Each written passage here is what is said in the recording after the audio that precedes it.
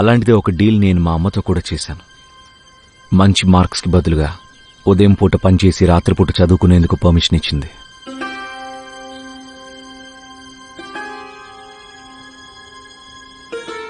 నమస్కారం సార్. నువ్వెవరు? కొత్తగా పనిలో చేరాను సార్. ఈరోజే మొదటి రోజు. ఏమైనా పనుంటే చెప్పండి. కొత్త పనోడివా? వెళ్ళి నాకు ఛాయ్ తీసుకురా. ఇదిగో చూడు, ఛాయ్ పాలతో చేయి, నీళ్లతో కాదు.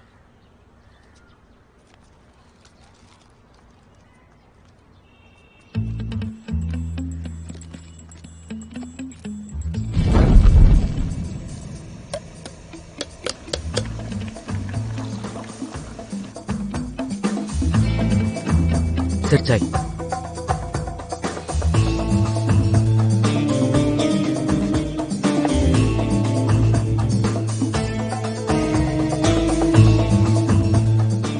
గడియారం మూలులాగే నా పని కూడా ముందుకు సాగిపోయింది. ఉదయం 9 నుంచి సాయంత్రం 5 వరకు పనేం పెద్దగా లేదు. పని దొంగలకు టీ ఇవ్వడం, ఇంకా ఫైల్స్ ఒక టేబుల్ నుంచి ఇంకో టేబుల్కి తీసుకెళ్ళడం.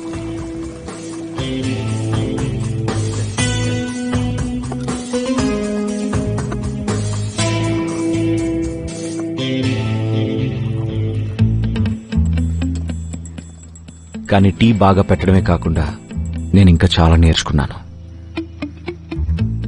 మ్యాథ్స్ బాగా వచ్చు కాబట్టి నాకు తెలుసుకోవడానికి ఎక్కువ టైం పట్టలేదు. పోస్ట్ ఆఫీస్ దృష్టిలో 2 కాలమ్స్ ఉంటాయి. ఒకటి క్రెడిట్, ఇంకోటి డెబిట్. క్రెడిట్ అంటే రావడం, డెబిట్ అంటే పోవడం. రోజువారీ అకౌంట్ ని లెడ్జర్ లో నోట్ చేస్తారు.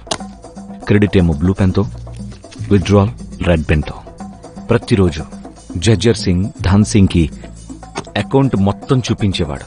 ప్రతి నెల చివరిలో జడ్జర్ సింగ్ ఇంకా ధన్ సింగ్ ఇద్దరు క్రెడిట్ మరియు విత్డ్రాల్ డబ్బులు వాళ్ళిద్దరి లెడ్జర్ లో క్రెడిట్ అమౌంట్ తో పోల్చుకుని చూసుకునేవాళ్లు.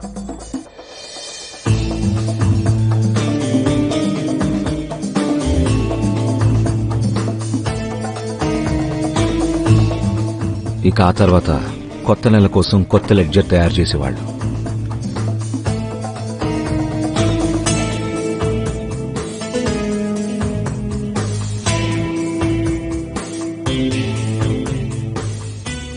జడ్జర్ ఎంత నీచుడంటే వాడి మనసుకి దారి కడుపు నుండి కాదు, దాని కింద నుండి వెళ్లేది.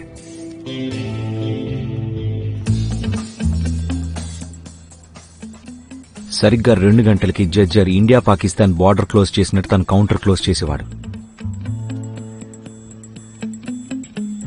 296 ప్లస్ 125 కలిపి. నమస్తే సార్. ఇదిగోండి ఈరోజు లెక్కలు. ఏది చూద్దాం.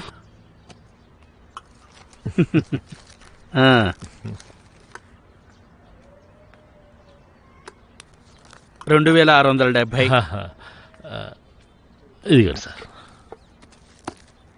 సార్ ఇదిగో భోజనం తీసుకొచ్చాను.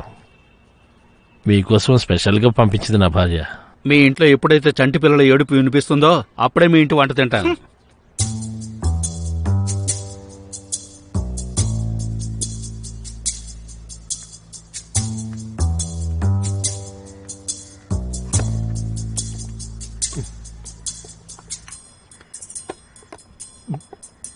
రుచి నీ భోజనంలో లేదు, జీవితంలో లేదు. 2 ఏళ్లైంది పెళ్ళయి. 2 ఏళ్లైనా పిల్లలు పుట్టకపోతే జనాలు ఇలాగే మాట్లాడతారు. ఏమైనా లోపం ఉంటే చెప్పు, అయ్యవారి ఆయుర్వేద మందులిస్తాను. లేదు, నాలో ఏ లోపం లేదు.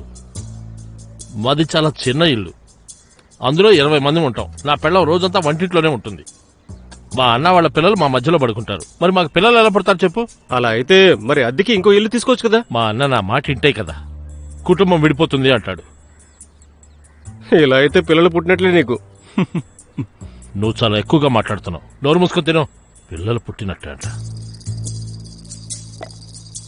మత్స్యా, ఓ మత్స్యా. వస్తున్నాను సార్, వస్తున్నా. చెప్పండి.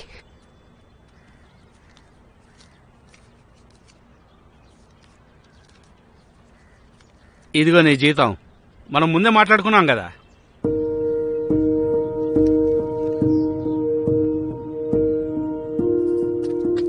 అమ్మా, అమ్మా, అమ్మ వినిపిస్తుందా? ఏమైంది నాన్నా? చాలా సంతోషంగా ఉన్నావు. ఇదిగో దీంతో నువ్వు కొత్త చీర కొనుక్కో.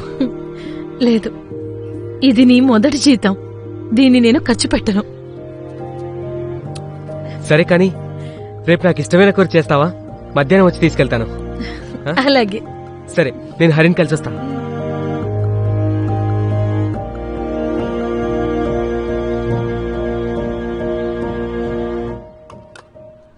దీని అమ్మ జీవితం, నా తలరైతే బాగాలేదనుకుంటా. ఛే.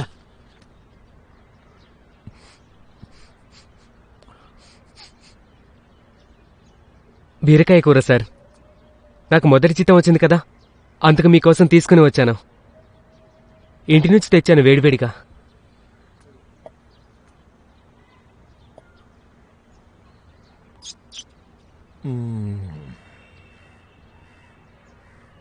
చాలా బాగుంది. అమ్మ తోడు, మీ అమ్మ వంట చాలా బాగా వండుతుంది. మీ నాన్నని బాగా సంతోషపెడుతుందేమో కదా. వంట అందరూ బాగానే చేస్తారు జాజర్ సార్. దాని రుచి మధ్యాహ్నానికి పోతుంది. ఎలాగో మీ ఇల్లు దూరం కూడా లేదు కదా. మధ్యాహ్నం పూట భోజనానికి ఇంటికి వెళ్ళండి. ఎలాగో మీ అన్నగారి పిల్లలు స్కూల్లో ఉంటారుగా. ఇక మీకు అడ్డెవరుంటారు? అలాగే ఇంట్లో మీరు ఇంకా మీ భార్య ప్రేమగా తన చేతులతో మీకు అన్నం తినిపిస్తుంటే అప్పుడు మీకు దాని రుచి తెలుస్తుంది సార్. పిచ్చేమన్నా పట్టిందా? ఇందులో ఏముంది? లంచ్ బ్రేక్ 1 గంట ఉంటుందిగా. అంత టైంలో మీరు అన్నం తినుకుంటూ మీ భార్యతో ముచ్చట్లు చెప్పుకొని మెల్లగా రావచ్చు సార్.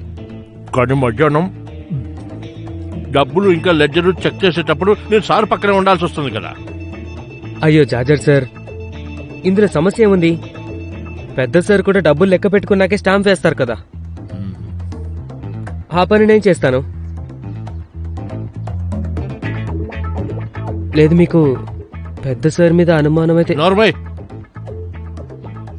చూడటానికి భూమికి జానులు లేవు, మాటలు మాత్రం పెద్దవాళ్ళలాగా మాట్లాడుతున్నావు. వీడు చూసుకుంటాడంట.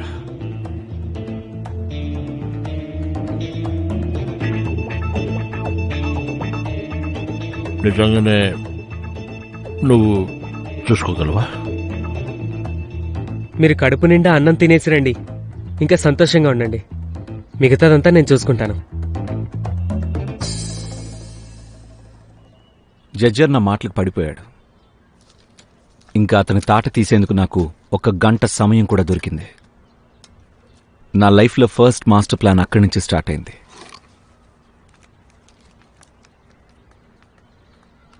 సార్, నువ్వా? జడ్జర్ సింగ్ ఎక్కడా? ఆయన అన్నం తినడానికి ఇంటికి వెళ్ళారు. అన్నారు ఇక నువ్వే ఇవ్వు, నేను ఇంటికి వెళ్తాను అని. సార్, నేను ఆయనకి చెప్పాను కూడా డబ్బులతో కూడుకున్న విషయంలో అందరినీ నమ్మకూడదు అని. దానికైనా తిరిగి నా మీదే కోపడ్డారు. పైగా ఏమన్నారంటే నేను ప్రపంచంలో ఎవరినైనా అనుమానిస్తానేమో, కానీ పెద్ద సార్ నిజాయితీని మాత్రం అస్సలు అనుమానించనని చెప్పారు. మంచి చెడు గురించి బాగా తెలుసు వాడికి. ఇలా ఇవ్వు.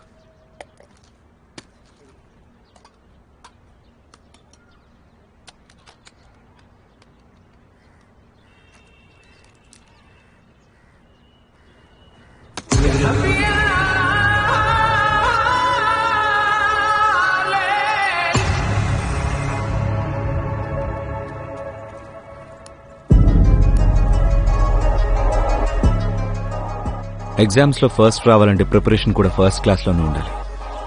జడ్జర్ ఇంకా పెద్ద సార్ విశ్వాసాన్ని అయితే నేను గెలుచుకున్నాను, కానీ నా మాస్టర్ ప్లాన్ కోసం నేను వాళ్ళ హ్యాండ్ రైటింగ్ కూడా నేర్చుకోవాల్సి ఉంటుంది.